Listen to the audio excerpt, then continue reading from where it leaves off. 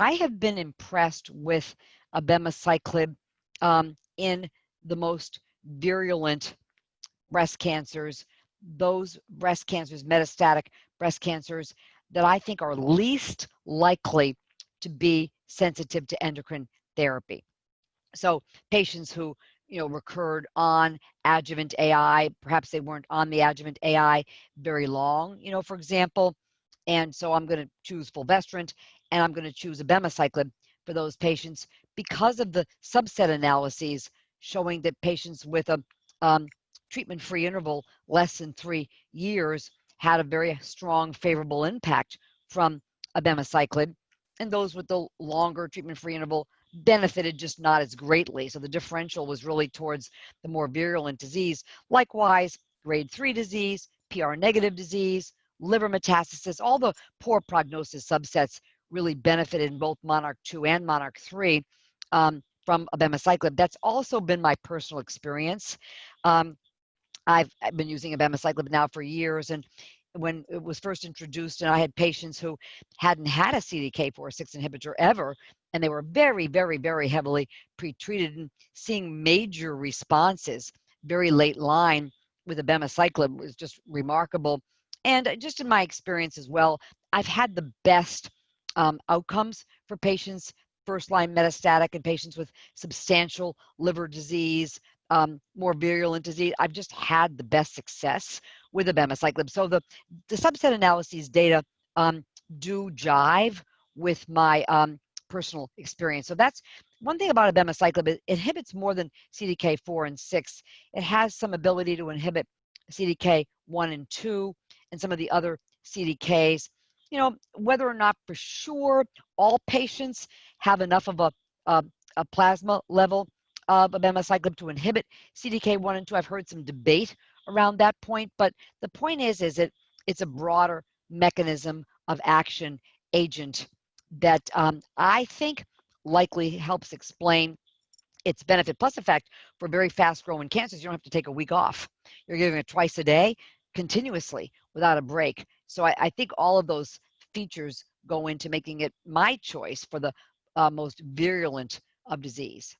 I'll put the palbociclib and the ribociclib kind of together in my thinking. I have utilized them interchangeably for patients with more indolent disease that I think is going to be more sensitive to endocrine therapy, not the most virulent of disease, kind of like the ESMO definition of endocrine therapy sensitive.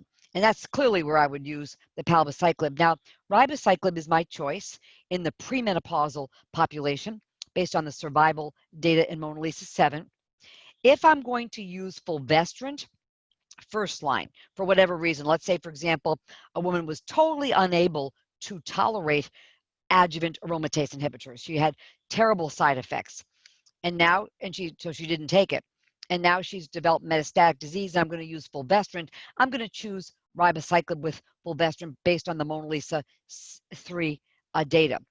And interestingly, in the MONALEESA 3, as I mentioned, even in the primary endocrine therapy refractory population, the ribociclib was of benefit. And at ASCO this year, there were data looking at MONALEESA 3 and MONALEESA 7 with regard to survival in patients with liver metastasis, and it looked really very, very good.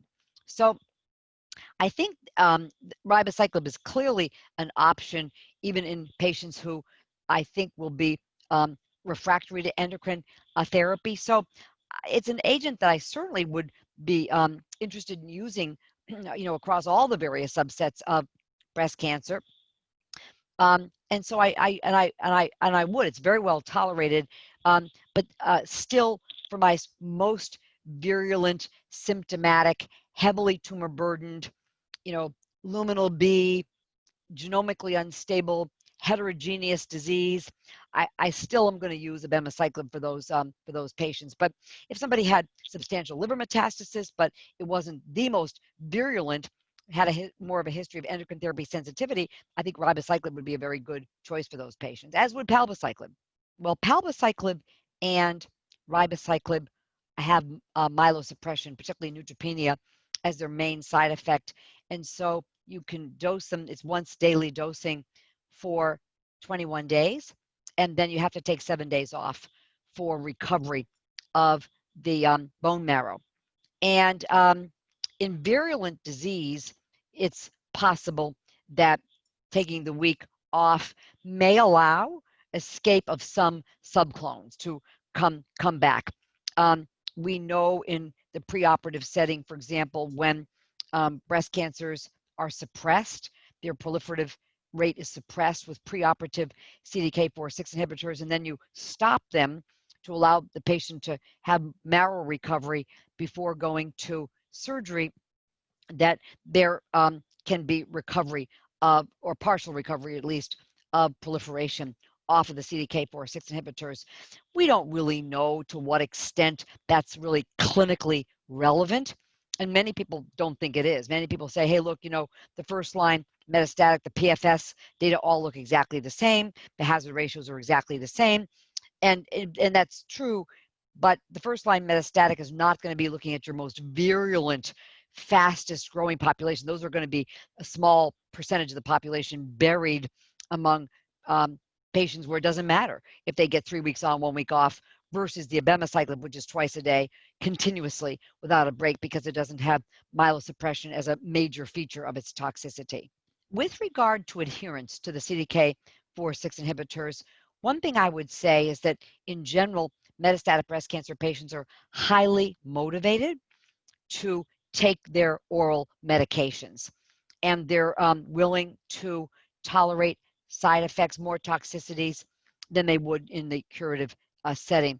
So I think women are motivated to take their CDK4/6 inhibitors, but sometimes there is confusion about when it's time to stop the CDK4/6 inhibitor, where you need to take your week off. I've certainly had patients have confusion about that and continue their CDK4/6 inhibitor.